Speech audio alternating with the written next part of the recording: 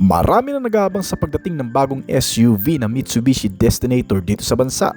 Marami kasi ang talagang napabilib sa mga dinadalantong katangian mula sa panlabas na disenyo hanggang sa kaloob-loobang bahagi ng modelong ito. Bagamat hindi pa opisyal na inilalunch sa Philippine market ang Destinator, ay mayroon na namang bagong modelo ang brand na siguradong magugustuhan din ng marami. Isang compact minivan na may crossover style na matipid, sulit at affordable. Yan ang iisa-isay natin kasama ng kabuuang presyo nito. Pero bago yun, syempre, kung bago ka pa lamang po dito sa akin channel, baka naman kaibigan po click sa subscribe button pati na ang notification bell para naman update lagi sa mga video na gagawin ko pa. Alright, simulan na natin to!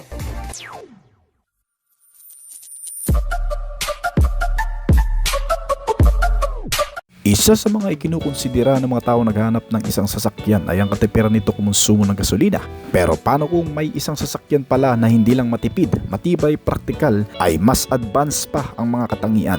Gumagamit ng makabagong safety features at mas mura pa. Ito ang bagong minivan ng Mitsubishi na tinatawag na EK Space 2025 model. Na inilabas na sa bansang Japan, ang EK Space ay may signature dynamic shield design ng Mitsubishi sa front end na may mababang grille, mga chrome accent na bibigay dito ng matatag na itsura, kasamang mga skid plates sa front and rear, mga wheel art garnish para magbigay naman ng off-road look sa modelong ito. Itong EK Space ay ginawa sa Japan bilang bahagi ng isang malaking plano ng Mitsubishi para matugunan ang lumalaking demand sa mga practical fuel-efficient car, compact vehicle at yung mga taong ayaw gumamit ng electric vehicle. Well, sulit na sulit naman kasi talaga mga kaibigan ang modelong ito. Dahil sa katipiran nito kumonsumo ng gasolina ay para ka na rin nakabili ng isang electric vehicle na low maintenance na hindi pa magbibigay ng malaking problema sa katagalan. Kumukonsumo itong Mitsubishi EK ng 24 to 25 km per liter na kung saan sa affordable na presyo nito ay mas marami din itong mga advanced features gaya ng pagkakaroon nito ng MI Pilot na tumutulong sa mga long drives, gaya ng pagkakaroon nito ng adaptive cruise control, lane keeping assist at automatic speed braking adjustments habang nasa loob ng kalsada. Meron din itong mga hands-free automatic sliding doors na kusang nagbubukas gamit ang kick sensors. Maganda ang features na ito lalo na kapag may mga gamit kang dala o may bata kang karga dahil mas madali kang makakapasok kahit hindi ka na mag-effort sa pagbukas ng pintuan. Gumagamit din itong sasakyan ng rear air circulator with plasma cluster na naglilinis ng hangin sa loob nitong sasakyan at inaalis ang masangsang at mabahong amoy sa loob nito na nagbibigay dito ng mas komportableng pagsakay. Gumagamit din itong minivan ng hill descent control na nakatutulong sa mga matatarik na kalsada o yung mga pababa na daanan na hindi na kinakailangan pang pisilin palagi ang preno kasi ang sistemang ito mismo ang kumokontrol ng bilis para hindi magmadali ang pagbaba sa matatarik na daan. Gumagamit din itong sasakyan ng adaptive lighting system, isang LED headlamps na may auto turn on and off na ilaw depende sa liwanag ng paligid. Nakatutulong ito para hindi makasilaw sa mga makakasalubong at nagbibigay naman ng agarang liwanag sa madidilim na kondisyon. Sinamahan din itong minivan ng 7 airbag sa loob para protektado ang mga pasahero lalo na sa mga kolisyon. Nanilagyan ng multi-information display sa driver's seat with useful info.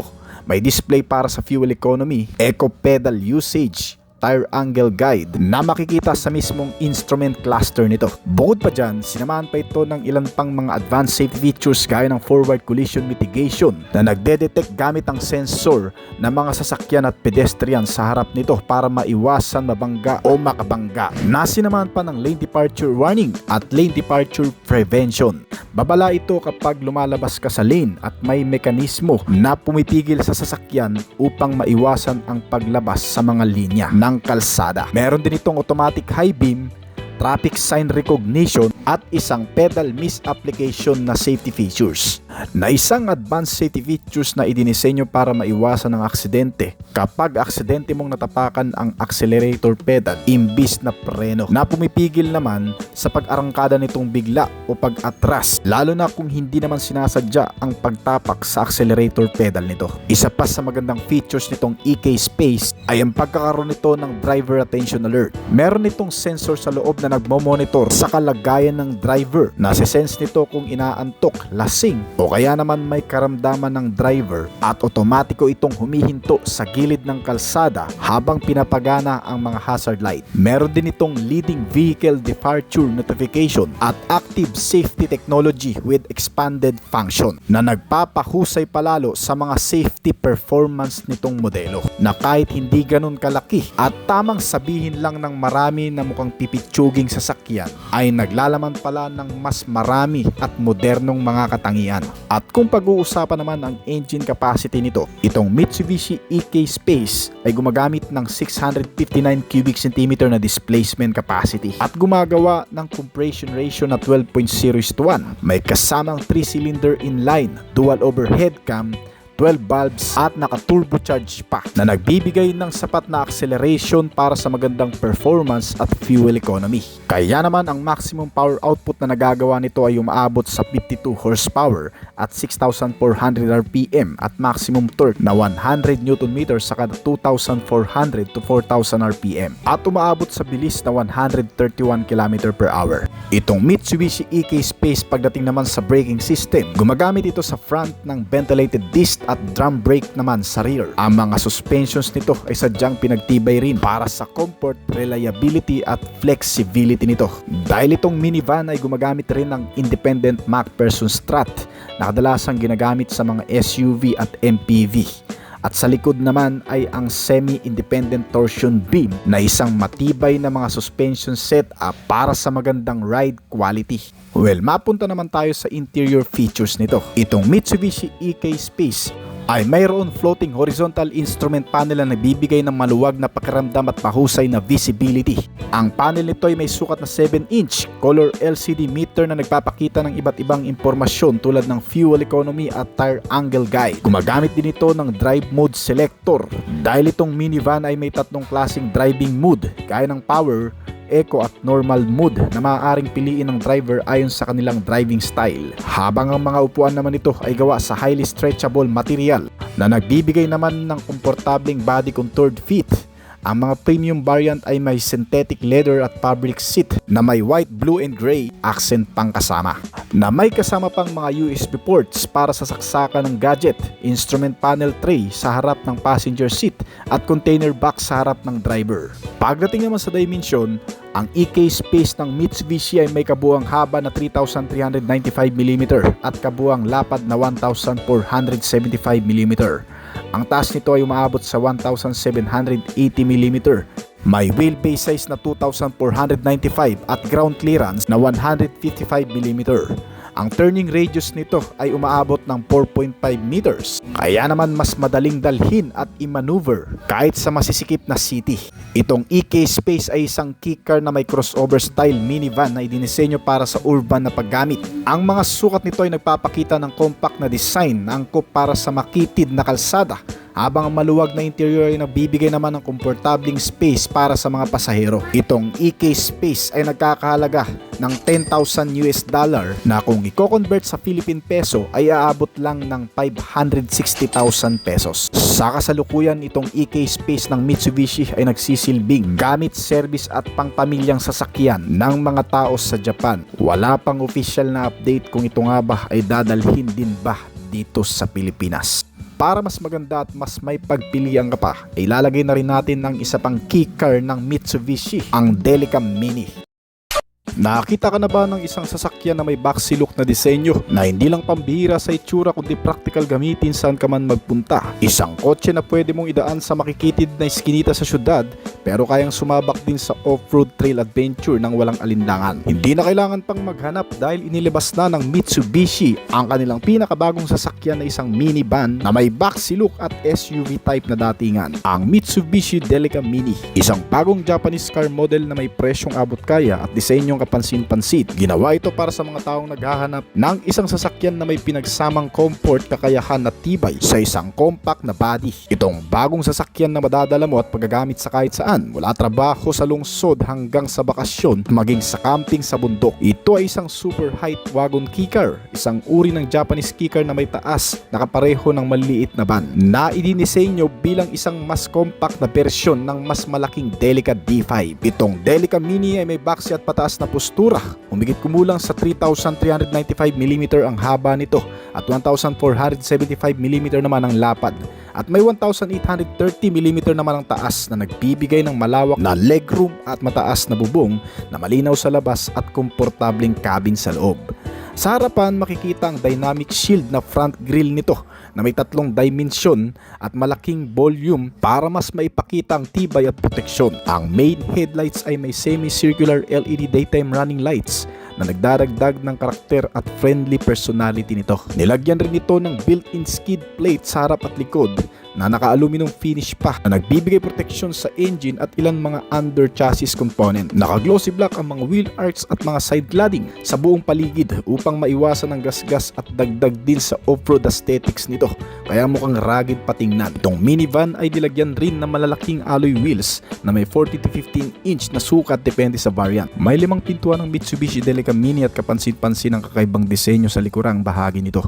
Isa sa mga standout features ay ang L-shaped LED tail lamps at horizontal rear bumper reflector na hindi lamang nagbibigay ng modernong itsura dito kundi tumutulong din para mapabuti ang visibility nito sa gabi o sa mas mahahamog na kondisyon. Itong minivan ay pinagawa sa Mitsubishi factory sa Japan na may layuning makuha ang iconic na estilo ng Delica van pero may mas maliit na sukat na gaya ng mga keycar. At isa sa mga pangunahing highlight ng sasakyan na ito ay ang power sliding door. May sensor ito na tumutugon kapag itinapat mo ang iyong paa sa ilalim ng pintuan. Kusang bumubukas ito na sobrang kapaki-pakinabang kapag marami kang dala. Isang practical at tech-forward na features na bihira sa ganitong maliliit na sasakyan. Pagpasok mo sa loob, sasalubong sa iyo ang isang multifunctional steering wheel na may kasamang audio controls, cruise control at MI pilot system switches.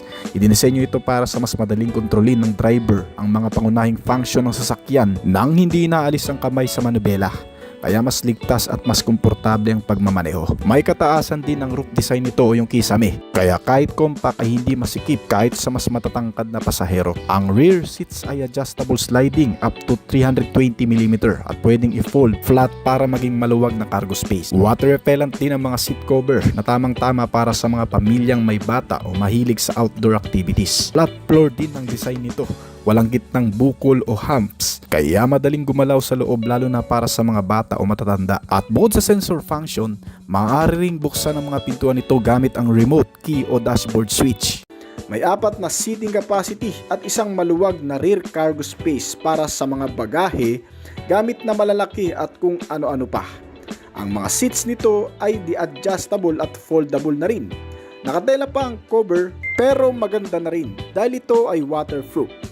At sa front dash naman ay mayroong makikitang 10-inch display infotainment system kasama ang iba pang sistema at libangan gaya ng mga connectivity sa cellphone. May Apple CarPlay at Android Auto. May auxiliary input at USB port at charging system.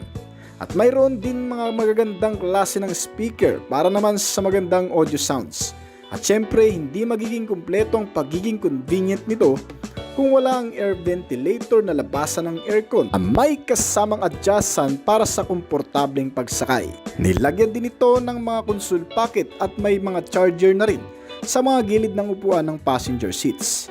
May mga bottle and cup holder, mini foldable table at marami pang iba.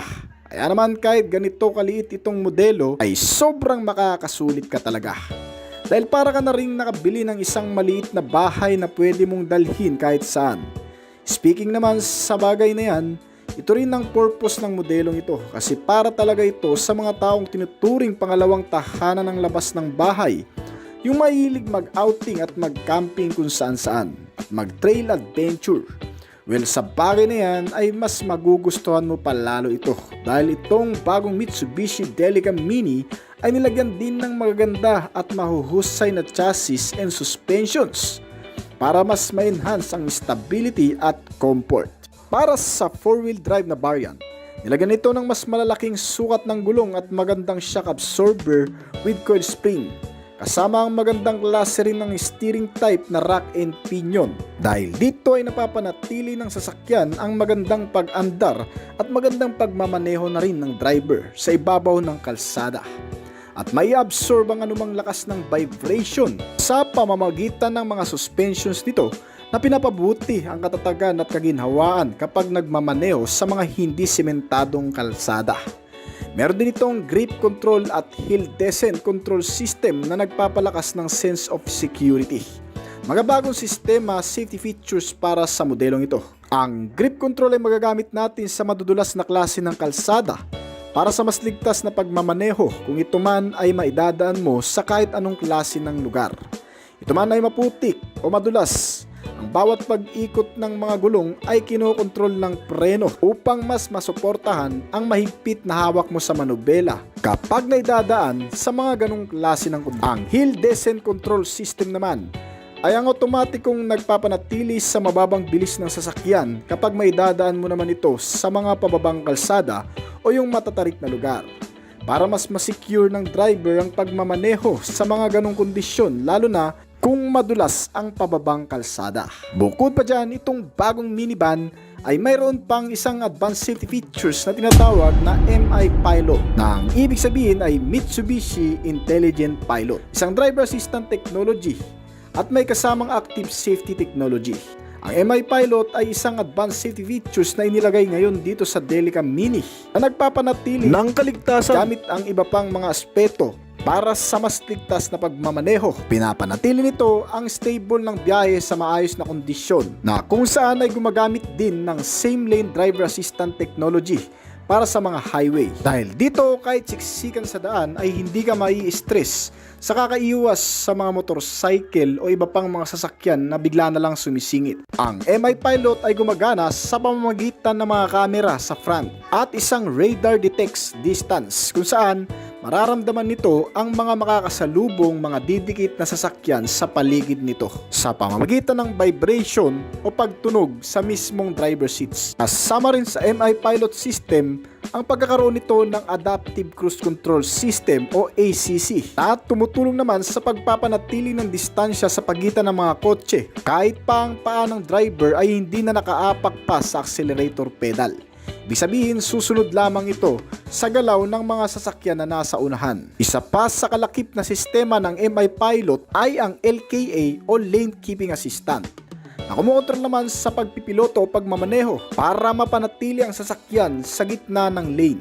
Bukod sa MI Pilot, nabanggit din natin kanina ang Active Safety Technology. Ang Active Safety Technology gaya ng MI Pilot ay suporta din para sa kaligtasan ng mga pasahero at driver ng sasakyan. Ang paglagay ng 8 uri ng function na tumutulong sa pagmamaneho, kabilang ang Forward Collision Mitigation System. Otomatikong nasisense ng radar nito ang mga biglaang humihinto ng sasakyan sa harapan mo, kung saan na i-apply ang Automatic Braking System o biglaang paghinto nito, para nang sa ganun ay hindi na mauwi pa sa disgrasya o banggaan. Sinamahan pa yan ng Emergency Assist for Fatal Misapplication at isang Automatic High Beam.